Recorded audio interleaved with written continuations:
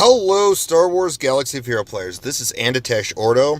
Today, I'm going to be covering the kit of Carth Onasi, as well as anything else that is relevant to this, and some predictions and thoughts.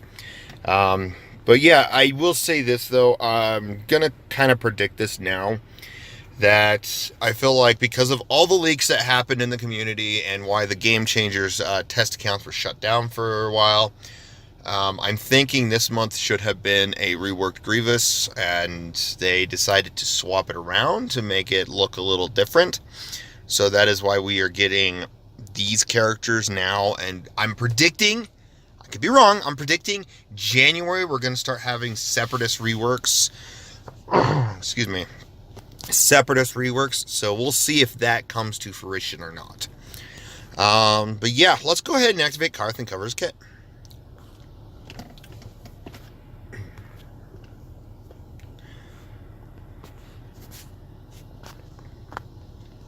There he is. That's not what I wanted to do. Dang it, stop doing that. There we go. So yeah, there's my video clicking. And I didn't make that as the... I forgot, I just realized I didn't make that as the thumbnail for the other character, but I will do that later. But yeah, Carth Onasi. So let's upgrade him. I miss the days where we got 30 extra... or 15 extra shards, so we were a little bit ahead, but that's whatever. I feel like these 4 ability characters should start off at 3-star. The basic characters should start off at 2-star, like the basic special unique ones, and then the 5 ability characters should start at 4-star. But ever since I've been doing marquees, they've all been 2-star. It's like, why? It makes no sense. And it's rare to see any 3-star, 4-star, because like Probe Droids, I think a 4-star character, but then you go to Wampa and Hermit Yoda and they're 5. So, but anyways, let's go on. Let's talk about his kit. So, rapid fire. Whoops. Deal physical damage to target enemy and inflict a damage over time effect for 2 turns. This attack deals 10% more damage for each damage over time effect on an enemy.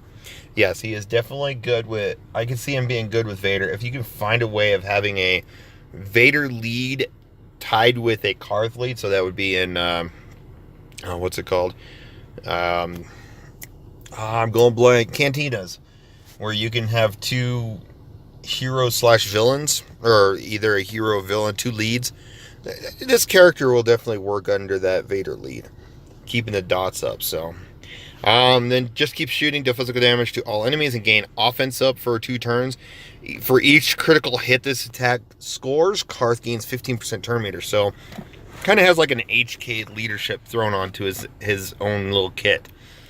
So, if you could score 15, 30, 4, 5, 6, 75% turn meter, that's pretty fast. Good AoE there. So, yeah, he's a good, he is an option to do crit chance, crit damage, or crit damage set, crit chance on the triangle, and then potency, because you want to throw off those dots. Soldier of the Old Republic.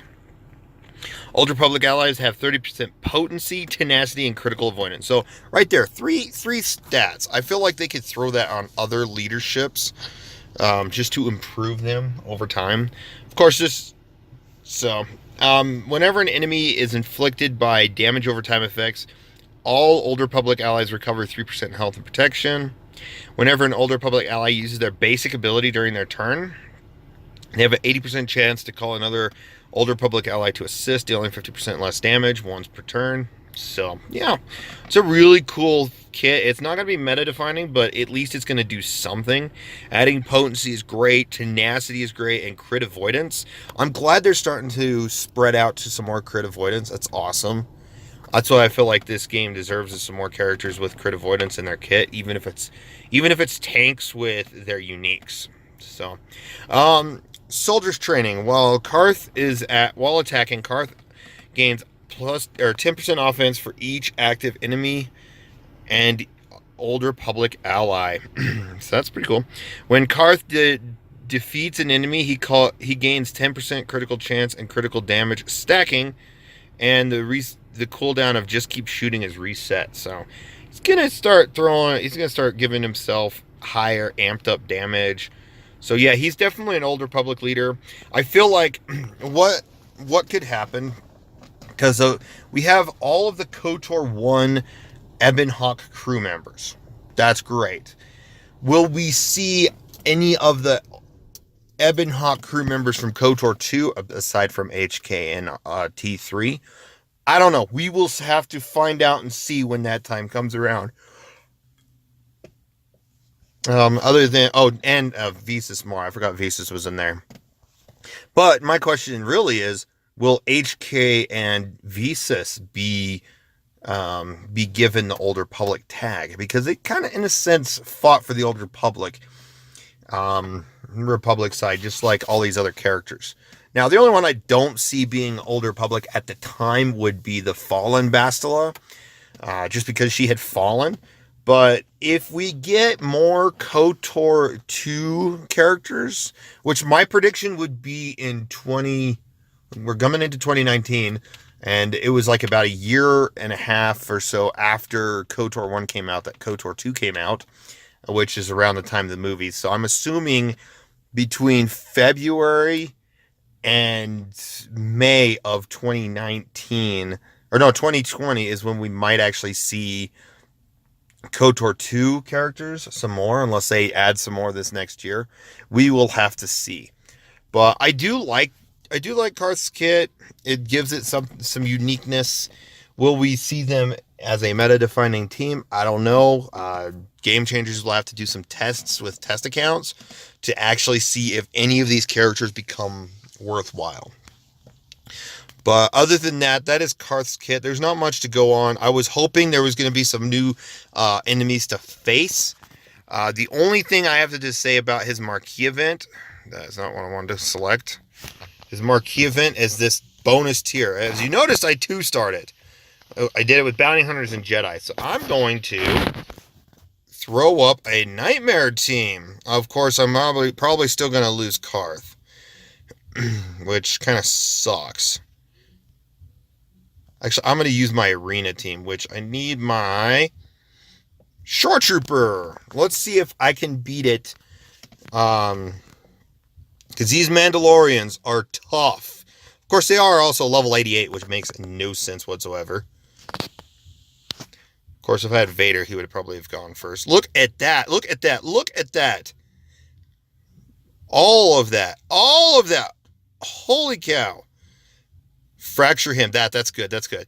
Maybe I could 3-star it. But it shows that they could build Mandalorians to be really tough, really high damaging, really quick, off the gate, having a good advantages against both Jedi and Sith. Oh, hey, look, Scion is now. I think they're done for.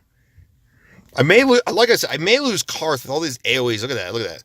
He's dazed, staggered. Okay, you're gone. Okay, yeah, okay, you're gone.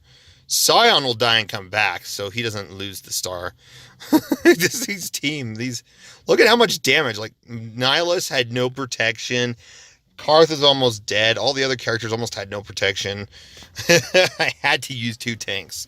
So, other than that, thanks for watching. I really appreciate all those watch the videos I make, and you guys have a wonderful day. Hello, Star Wars Galaxy favorite players, Andy Teshroto. Today I'm going to be covering the 11/29/2018 update. And yeah, I know in the past few days I've been busy with work and having an internet outage. Yay for the first time for snow in my area. So, yep. I'm now going to be releasing, so obviously you've seen Juhani earlier today. I'm going to be covering Carth tomorrow, so stay tuned for that. But yeah, we got those 2 new characters. Some of the changes, because of Revan and light side territory battles being placed in when he doesn't need to be placed in, you'll be getting 500. You should have already gotten it. 500 crystals and 500 guild event tokens. Sweet, I got some more. Territory war matchmaking changes. This Clone Wars anniversary thing is removed.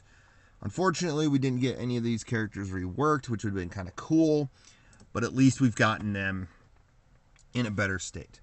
Also, going back to the Revan and Lightside Territory battles, I feel like they need to take out all legendary raid and story or journey character events, as well as a couple of the characters required. Because if you want all of your guild to do all of the battles, special, and combat missions, you'll want to not be placing them in the I don't remember the name right off, but where you actually place in to get the bonuses of the following area.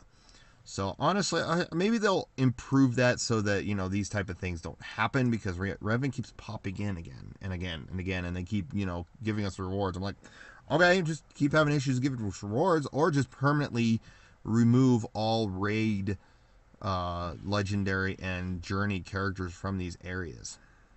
So yeah, that'd be kind of cool. We'll see. Shard Shuffle. Oh, sorry.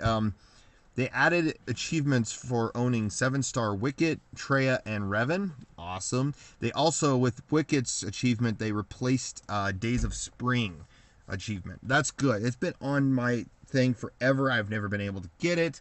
I've been wanting to get it just to get the reward, even though it wasn't that much credits. But now they're gonna replace it with Wicket, which is awesome. Or they replaced it with Wicket.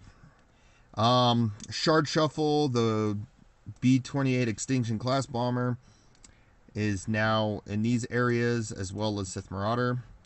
So he's not yet free to play yet. We'll see. I'm hoping this ship goes with the Sith Marauder, because I'm personally not there with Sith Marauder. But if some people are still working on Sith Marauder, well, now they can work on both. Okay. The Xandu Blood is now farmable on Lightside Hard 8B. This is where Stormtrooper is, and Stormtrooper is still there.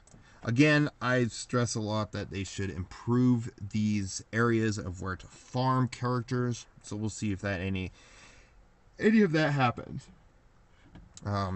Improve, take the 8 away, max it to infinite if you want. I don't know. I don't know. We do have the marquee events, Juhani and Carth. Then we have the packs and bundles for the characters. Yeah, get them if you want to get them. The $10 ones are probably the best worthwhile ones. It speeds you up a little bit. Energy deal.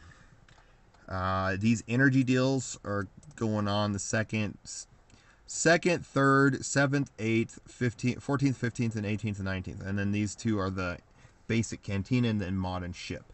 I really like that they are doing this. And hopefully during Christmas time, maybe they'll add these in the future. In a couple of weeks, where the Christmas time there'll be like 400 crystals for the same amount of energy. So for Christmas, you get a ton of energy. It might be able to allow you to speed up farming. Especially, I think the best deal is Cantina. Well, mods can be questionable because you can do infinite with that. But ship and regular, if you're farming characters, yeah, you're not. If you're farming gear, they're great. But if you're farming characters, you're only going to get so much. And you have to spend more crystals to refresh those nodes, which I personally think they should just do away with all the maximum amount each day. Just do away with it. I think it's better, because people, instead of spending crystals there, they would spend more crystals in general, just because they'll want to, refresh. So yeah. Other than that, then of course they've had some fixes, T3, Sith Trooper, and stuff like that. So, other than that, stay tuned for future content. I just wanted to reveal some of this content. I'll probably be tacking this on at the end of the Juhani kit, or I'll just tack it on the end of Carth's kit tomorrow. So, yeah, stay tuned for that. Again, thanks for watching. I really appreciate all those that watch the videos I make, and you guys have a wonderful day.